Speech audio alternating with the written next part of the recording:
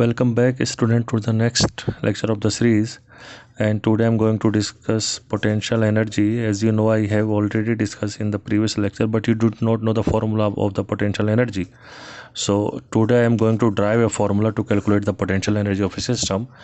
And as you know, I have told you in the previous lecture, if there is a charge and in the surrounding of the charge, if you want to bring a charge, another charge q to the neighborhood of this charge, let us say at a distance r, then you have to do some work, and that work is basically calculated by F electrostatic force into dr, and after that we have defined a potential which was work done per unit charge, and this work is also stored as the potential energy in the system, which is equal to q into v if you do the cross multiplication here.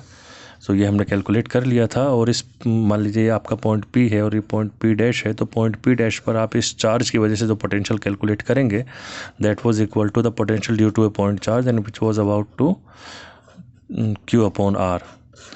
ये potential चूँकि point P dash पे exist करता है, इसी के oppose के लिए आपको एक वर्क करना पड़ता है, जो मैं ऊपर डब्लो लिख रहा हूँ यहाँ पर.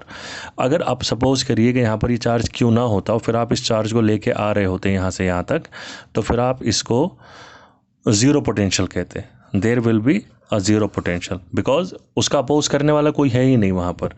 तो पोटेंशियल एनर्जी या पोटेंशियल जो है तभी होता है जब वहाँ पर पहले से ही कोई चार्ज मौजूद हो. अगर कोई चार्ज वहाँ पर ना हो, मान लीजिए आप किसी चार्ज को इन्फिनिटी से उठा के लाए कहीं पर और वहाँ पर कोई दूसरा चार्ज है ही नहीं, there is no other charge there, so there will be a zero energy and there will be a zero potential. इसका मतलब ये है कि आपको कोई वर्क करने की ज़रूरत ही नहीं है, चार्ज खुद पे खुद ही फ्री पार्टिकल की तरह मूव करता रहेगा स्पेस में.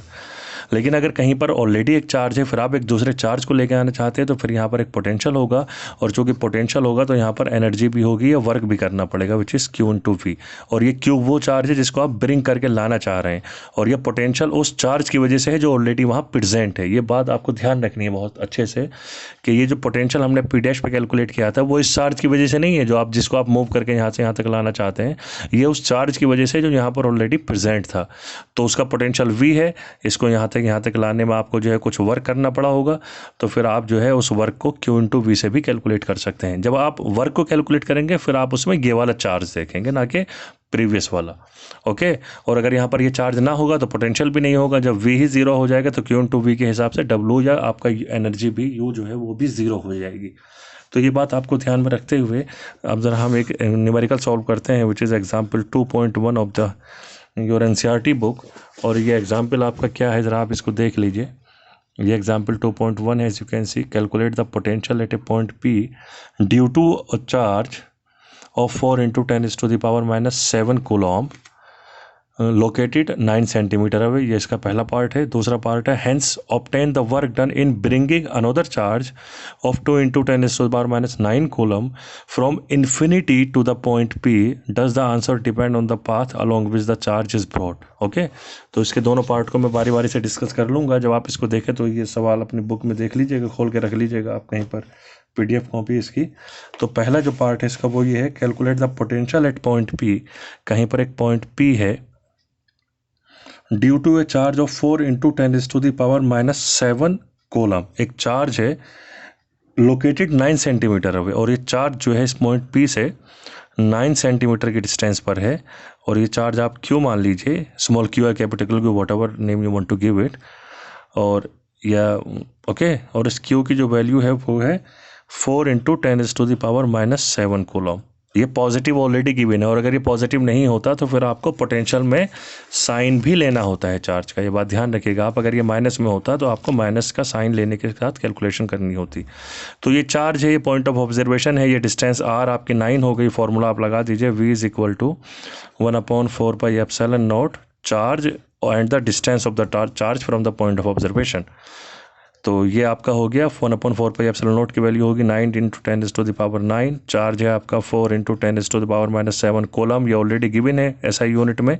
और डिस्टेंस है आपकी 9 centimetre, which will be converted into 9 × 10⁻⁻2 metre. क्योंकि अगर आर आपका 9 सेंटीमीटर है तो आप इसको मीटर में कन्वर्ट करोगे. SI यूनिट में आपको काम करना है, तो इसको आपको 100 से डिवाइड या 10⁻⁻2 से मल्टीप्लाई करके मीटर में कन्वर्ट करना होगा.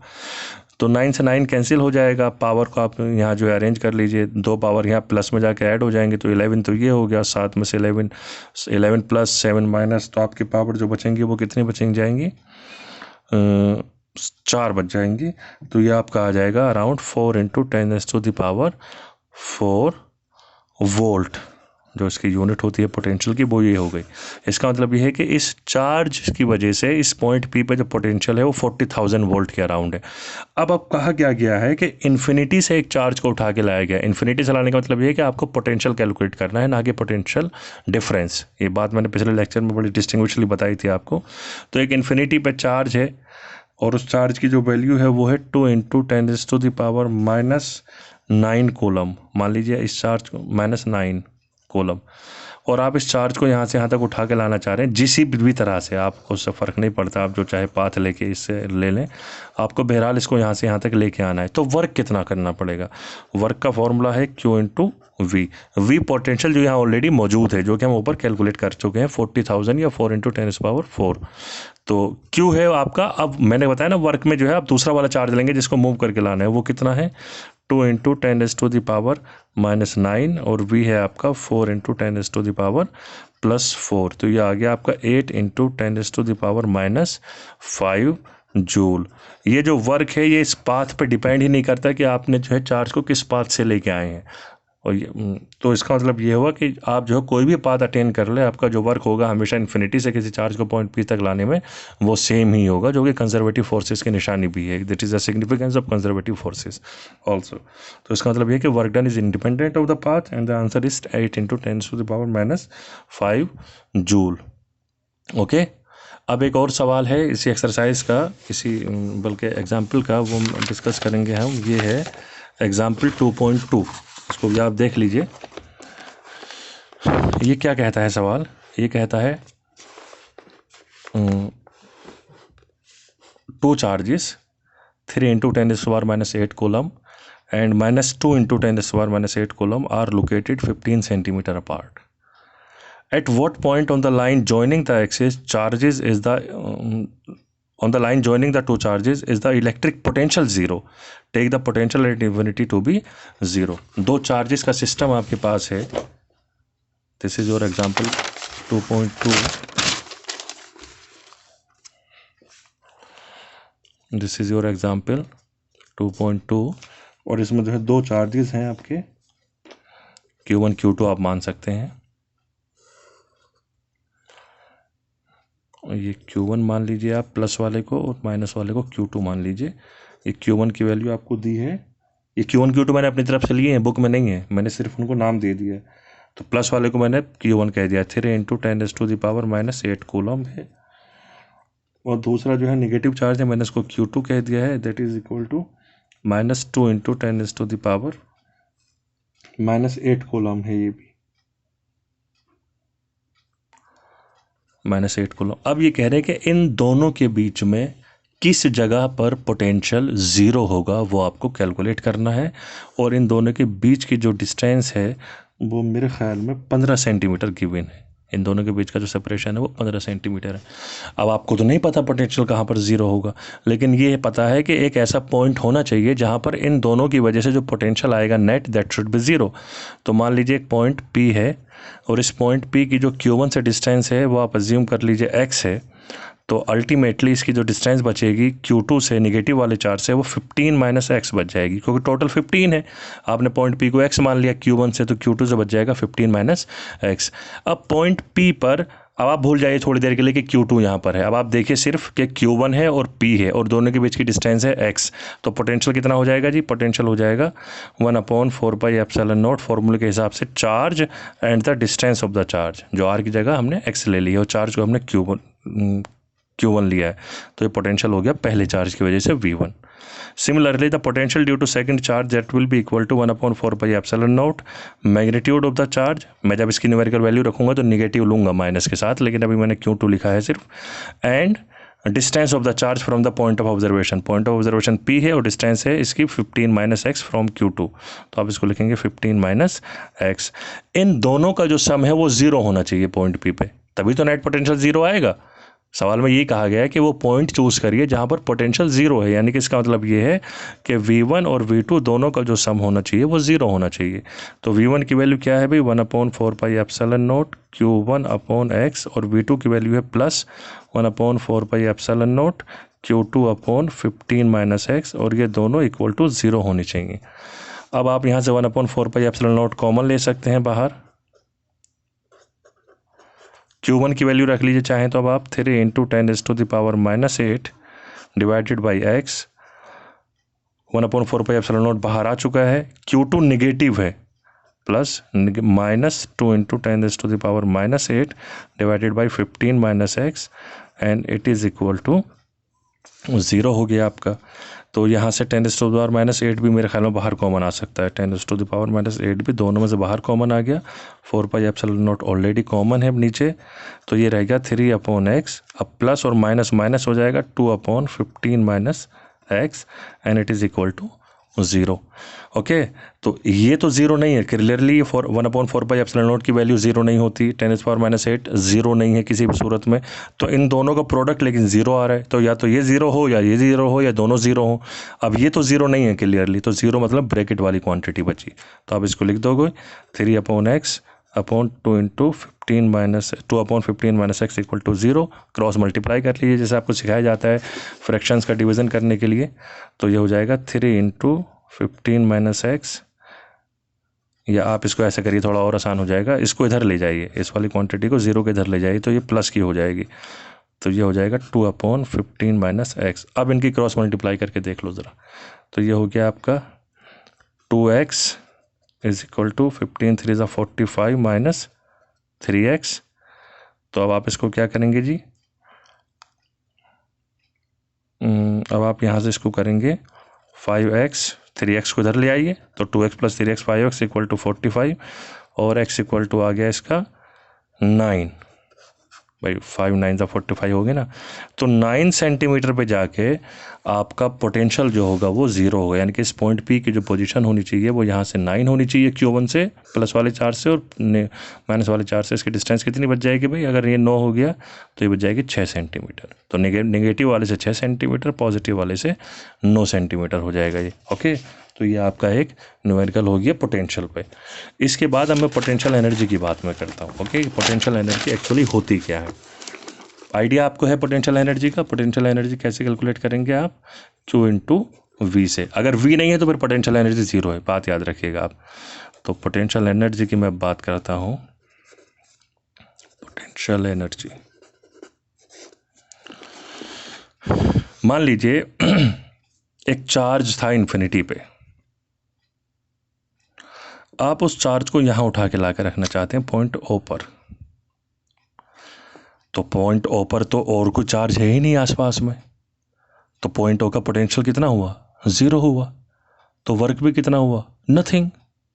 तो शुरू में आप इस चार्ज को यहाँ पर उठा के रख लीजिए और आपको कोई वर्क नहीं करना पड़ेगा। ये ज़ीरो के साथ कन्फ्यूज़न ना हो, P लिख लो इसको, ठीक है। आपने जो है इस चार्ज को उठा के रख दिया है यहाँ पॉइंट P पे। अब आप एक दूसरे चार्ज को उठा के लाना चाहते हैं, Q2 चार्ज को, एट ए डिस्टेंस R, और आप Q2 को यहाँ रखना चाहते हैं। अब क्या होगा, अब जब यहाँ Q2 आया था उससे पहले ही यहाँ Q1 मौजूद था। जब Q1 यहाँ मौजूद था तो ये इसका अपोज भी करेगा, तो उसके लिए आपको वर्क भी करना पड़ेगा। तो वर्क अब ज़ीरो नहीं होगा, जैसे पहले Q1 लाए थे तो कोई नहीं था, फिर वर्क करने के लिए कुछ नहीं था। लेकिन जब आप Q2 को लेके आए हो तो अब यहाँ ऑलरेडी Q1 पहले से ही प्रेजेंट है। इसका मतलब ये है कि आपको अब कुछ ना कुछ वर्क इसके अगेंस्ट के साथ करना पड़ेगा।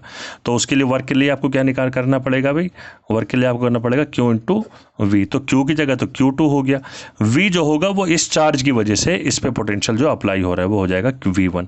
तो V1 कितना कैलकुलेट होगा भी, इस Q1 की वजह से Q2 पर जो पोटेंशियल आएगा V1, that will be equal to 1/4πε0 Q1/R, क्योंकि चार्ज ये है और चार्ज की डिस्टेंस यहाँ से यहाँ तक कितनी है, वो R है। इसका मतलब ये हुआ आपका वर्क जो हो गया, या जिसको मैं पोटेंशियल एनर्जी कह रहा हूँ अब, that will be equal to 1/Q2 × V1, और ये हो जाएगा 1/Q2 इंटू V1 की वैल्यू है 1/4πε0 Q1/R। तो आप इसको क्या लिखेंगे पोटेंशियल क्यू जी? अब आप लिखेंगे 1/4πε0 को पहले लिख लिया, Q1 Q2 को एक साथ रख दीजिए डिवाइडेड बाई R। इसमें भी चार्जेस का साइन आपको लेना होगा न्यूमेरिकल करते वक्त, ठीक है। अब मान लीजिए एक तीसरे चार्ज को आप लाना चाहते हैं यहां पर।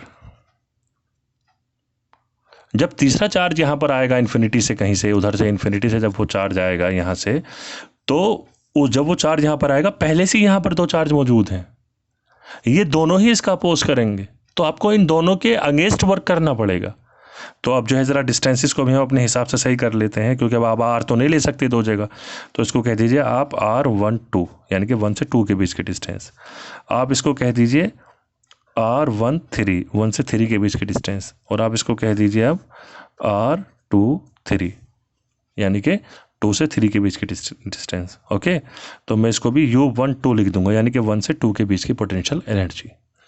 जब आप Q3 को लेके आओगे तो इस Q3 पर ये Q1 भी एक पोटेंशियल अप्लाई करेगा, और इस Q3 पर ये Q2 भी एक पोटेंशियल अप्लाई करेगा। तो यहाँ पर पोटेंशियल 1 की वजह से भी होगा और यहाँ पर पोटेंशियल 2 की वजह से भी होगा। तो V1 तो आप निकाल चुके हैं ऑलरेडी, 2 की वजह से क्या पोटेंशियल होगा यहाँ पर, आप ज़रा उसको देख लीजिए। और अब आप इस वन में भी R1 2 कर लीजिए। याद है ना R1 2 क्यों कर रहे हैं? अब मैंने इस डिस्टेंस को R की जगह R1 2 से रिप्लेस कर दिया। तो V2 कितना हो जाएगा जी? V2 हो जाएगा 1/4πε0। V2 तो 2 की वजह से है ना, तो चार्ज और चार्ज की डिस्टेंस यहाँ तक कितनी है? ये हो जाएगी Q2/R2 3, 2 से 3 के बीच में। अब जो वर्क कैलकुलेट होके आएगा वो वर्क हो जाएगा ये वाला चार्ज जो आया है उठा के Q3, और पोटेंशियल दोनों की वजह से, यानी कि 1 की वजह से भी और 2 की वजह से भी। ओके, तो मैं इसको क्या लिखूंगा जी? अब मैं इसको लिखूंगा Q3 into potential due to 1 and potential due to 2। 1 2 का यही मतलब था। Q3 पोटेंशियल ड्यू टू 1 कितना था? 1/4πε0 Q1/R12 प्लस 1/4πε0 Q2/R13। ओके, अब ये कितना हो जाएगा जी? ये हो जाएगा आपका Q3 के अंदर मल्टीप्लाई कर लीजिए, 1/4πε0 Q1 Q3 upon divided by R12। अच्छा, आप Q1 Q3 लिखें, Q3 Q1 लिखें, कोई फ़र्क नहीं पड़ता इससे। प्लस Q3 की और इसमें मल्टीप्लाई करिए, 1/4πε0 Q3 Q2 divided by R13। Okay, ये हो गया आपका potential to bring a charge 3, या आप कह लीजिए, हाँ 3 ही कह दीजिए इसको। आप इसको कह दीजिए टू ब्रिंग, या आप इसको कह दीजिए U1 और आप इसको कह दीजिए U2, यानी कि पहले वाले चार्ज को लाने में, जिसको हमने चार्ज 2 नाम दिया है बेसिकली, और दूसरे वाले चार्ज को लाने में। अब टोटल पोटेंशियल एनर्जी कितनी हो गई? ये तो आई है तीसरे वाले चार्ज को लाने में, ये आई थी पहले वाले चार्ज को लाने में, या मैं इसको ये कहूँगा दिस विल बी U2, यानी कि सेकंड चार्ज को लाने में, दिस विल बी U3 तीसरे चार्ज को लाने में, और पहले वाले चार्ज को लाने में कितनी हुई थी? 0, कोई एनर्जी नहीं हुई थी उस समय। ओके, अब टोटल एनर्जी कितनी हो गई?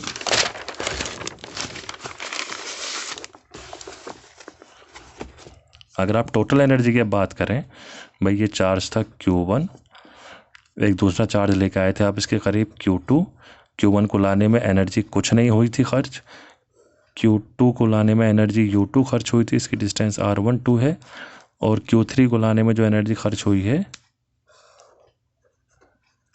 वो R1 3 और R2 3 दोनों की वजह से हुई है। तो जो टोटल एनर्जी होगी वो कितनी हो जाएगी भी अब? U1 plus U2 plus U3, यानी कि U1 0 है, U2 है 1/4πε0 Q1 Q2 अपॉन R12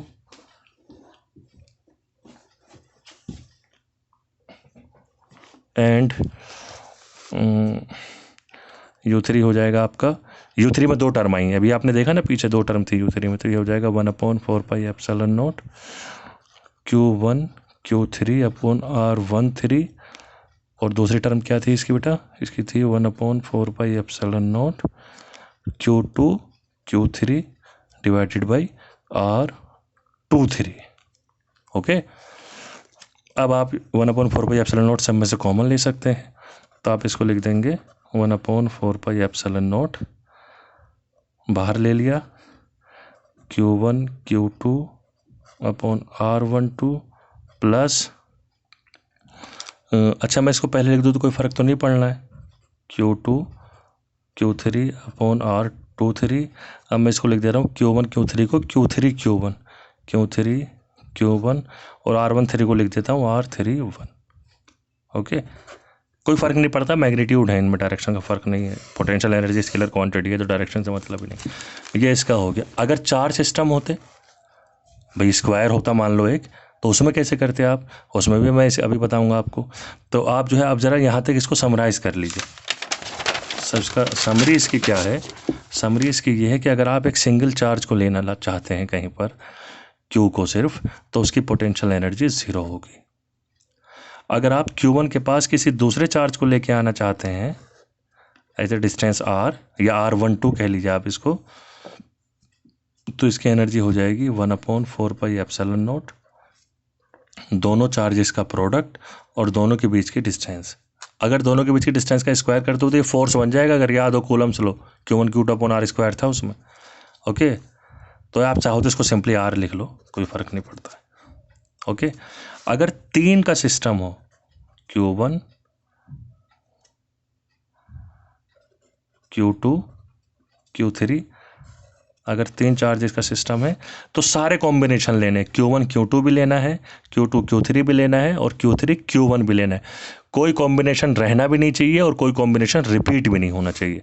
तो आप इसको क्या लिखेंगे, इसकी एनर्जी को निकालने के लिए 1/4πε0, आप इनकी डिस्टेंस को अब आप कह देंगे R12 R23 R31, तो आप इसको कह देंगे Q1 Q2 upon R12 plus Q2 Q3 upon R23 plus Q3 Q1 upon R31।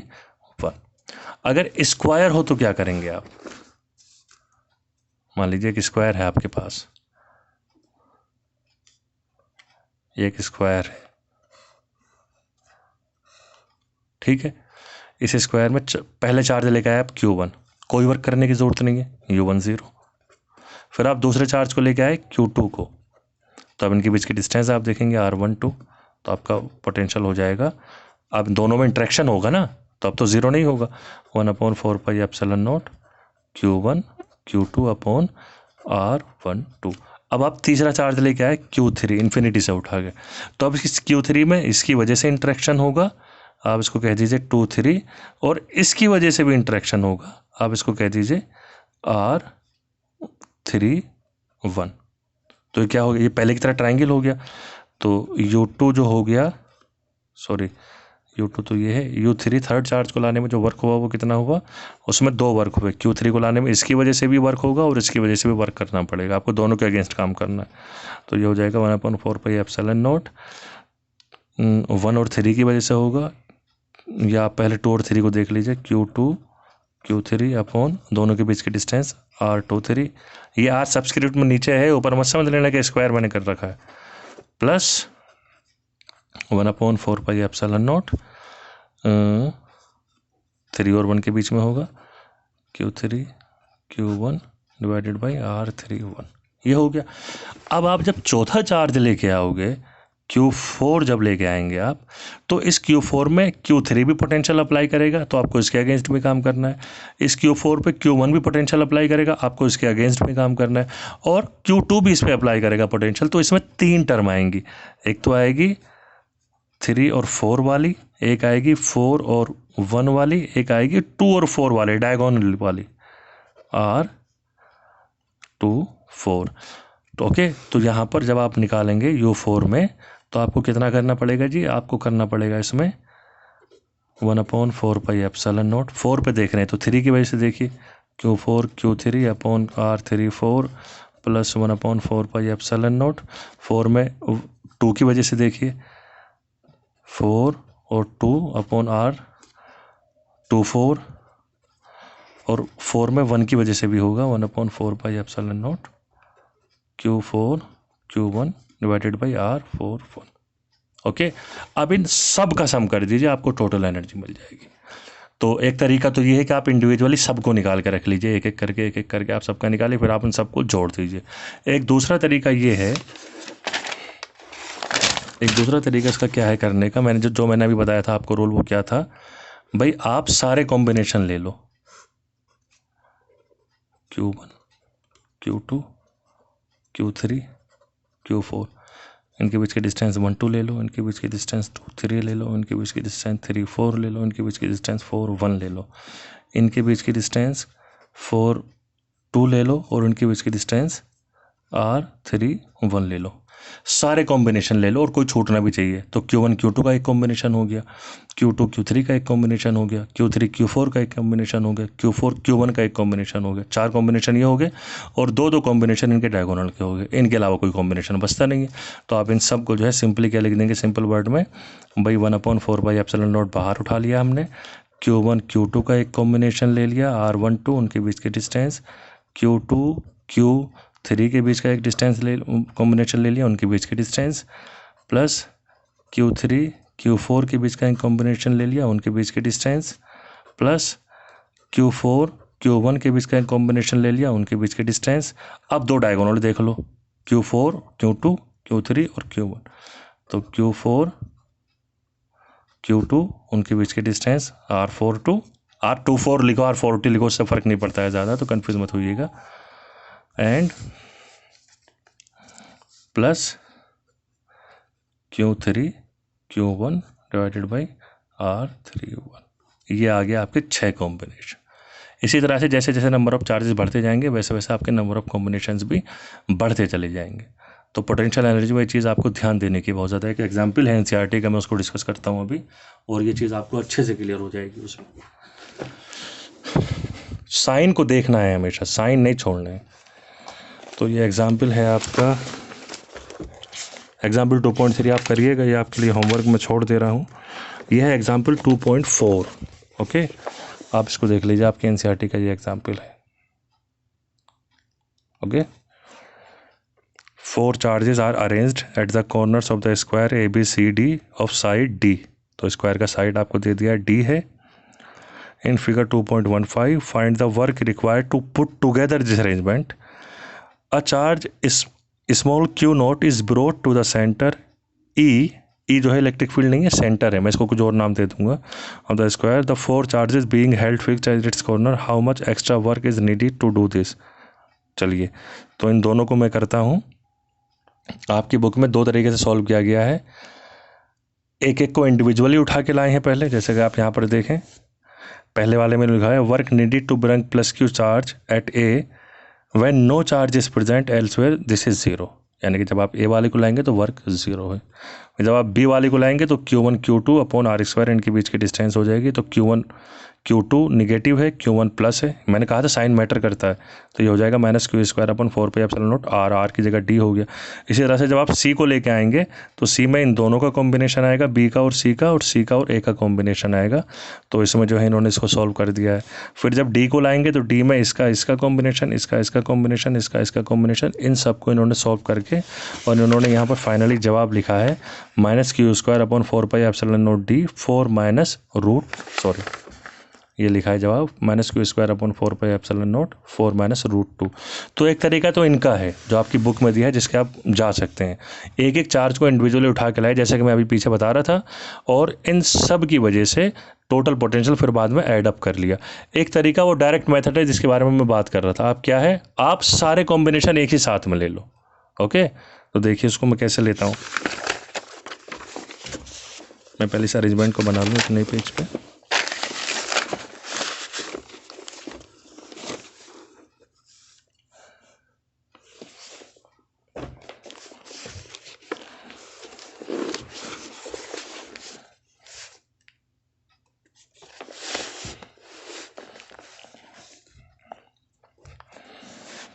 So we have 4 charges A, B, C and D। Square है तो चारों कॉर्नर इसके सेम होंगे। ये भी D है, ये भी D है, ये भी D है, ये भी D होगा। ये है A, B, C, D। तो इस पे जो चार्ज है प्लस क्यू है, इस पे जो चार्ज है माइनस क्यू है, इस पे जो चार्ज है वो प्लस क्यू है, और इस पे जो चार्ज है वो माइनस क्यू है। ठीक है, अभी हम सेंटर की बात नहीं करते, उनके सेंटर में जो दिया है उसको हम बाद में देख लेंगे। पोटेंशियल एनर्जी का फॉर्मूला क्या है? पोटेंशियल एनर्जी का फॉर्मूला ये होगा 1/4 pi epsilon not Q1 Q2 यानी कि QA QB और उनके बीच की डिस्टेंस जो कि D है, प्लस QB QC, सारे कॉम्बिनेशन लेने हैं, QB QC उनके बीच की डिस्टेंस भी D है, सॉरी D² नहीं, सॉरी D है, plus QC QD divided by उनके बीच की भी distance, plus QD QA divided by उनके बीच की डिस्टेंस वो भी D है। अब दो डायगोनल बचे, एक ये डायगोनल बचा B एंड D और एक डायगोनल बचा A एंड C, तो ये हो जाएगा QA QC, और ये डायगोनल आप मान के लीजिए बल्कि डायगोनल जो है साइड का √2 टाइम होता है, तो ये हो जाएगा D√2 या √2 टाइम D। आपको पता है ना डायगोनल में और साइड में जो रिलेशन होता है वो √2 का होता है। अगर आपका साइड ए है और डायगोनल डी आप ले लें तो आपका जो डायगोनल है वो साइड का √2 टाइम होता है, ये स्क्वायर की प्रॉपर्टी है बहुत फेमस। तो यहाँ पर साइड ए है तो इसका डायगोनल जो हो जाएगा इसका भी √2 टाइम हो जाएगा। ओके, तो इसलिए मैंने डिस्टेंस को ए सी जो डिस्टेंस है मैंने उसको क्या लिखा है √2 time of side, plus B and D, और इसका भी ये भी डायगोनल है तो ये भी कितना हो जाएगा √2 टाइम ऑफ D√2 लिख दो या √2 टाइम ऑफ D लिख दो। अब आप इन चार्जेस की वैल्यू रख लीजिए 1/4 pi epsilon not QA QB, Q है प्लस Q, B है माइनस Q, ये हो गया -Q² upon D, plus QB QC, B minus है C प्लस है तो माइनस इंटू प्लस माइनस, चलिए plus -Q² upon D, C into D, ये एक प्लस है एक माइनस है तो ये भी जो है चार्ज दोनों प्रोडक्ट होकर -Q² अपॉन D आएंगे। ओके, उसके बाद है D और A, तो D माइनस है A प्लस है तो अगेन प्रोडक्ट जो होगा वो -Q² हो जाएगा अपॉन D, तो 4 तो सेम टर्म आ गई आपको दिख रहा है। अब जो है डायगोनल देख लो, डायगोनल है A और C वाला, तो A भी प्लस है C भी प्लस है, दोनों के चार्जेस का प्रोडक्ट +Q² रहेगा, तो +Q² अपॉन D या √2 टाइम ऑफ D। अब देख लो डायगोनल B और D वाला, तो B भी माइनस है और D भी माइनस है तो इनका प्रोडक्ट भी प्लस रहेगा, +Q² अपॉन √2 D, तो ये दोनों सेम है और ये दोनों सेम, चारों सेम है, तो ये हो गया 1/4 पाई एप्सिलॉन नॉट -4 टाइम, चारों सेम है अपॉन D, प्लस 2 टाइम, दोनों सेम है ना, दोनों को ऐड कर दिया अपॉन √2 D। ओके, और मेरे ख्याल में D कॉमन आ सकता है और Q² भी कॉमन आ सकता है, तो ये होगा Q² बाहर आ गया 4 पाई एप्सिलॉन नॉट D हो गया, ये बच गया -4 प्लस 2 अपॉन √2, ये √2 बचेगा। ये मेरे ख्याल में बुक में भी आपके गिवन है, तो इन्होंने दूसरे मेथड से किया है, मैंने दूसरे मेथड से किया, जवाब आपका सेम है, जो आपको ज़्यादा समझ में आ जाए आप उससे कर लीजिएगा। देख रहे हैं आप? अच्छा, हमारे में 4 माइनस का है, √2 जो है प्लस का है, वो इसलिए क्योंकि इन्होंने बाहर -Q को ले लिया है और मैंने जो लिया है बाहर +Q को लिया है, तो कोई फ़र्क नहीं पड़ता, इस माइनस को बाहर ले लीजिए तो ये प्लस हो जाएगा और ये माइनस हो जाएगा, तो आपका जो जवाब है वो एज इट इज़ सेम रहेगा। तो इस पर मैं बेस्ड और भी सवाल दूंगा और इस पर जो न्यूमेरिकल भी मैं करूँगा अभी आगे, तो आप ज़रा इसको बहुत अच्छे से समझ लीजिएगा अभी। ठीक है, थैंक यू।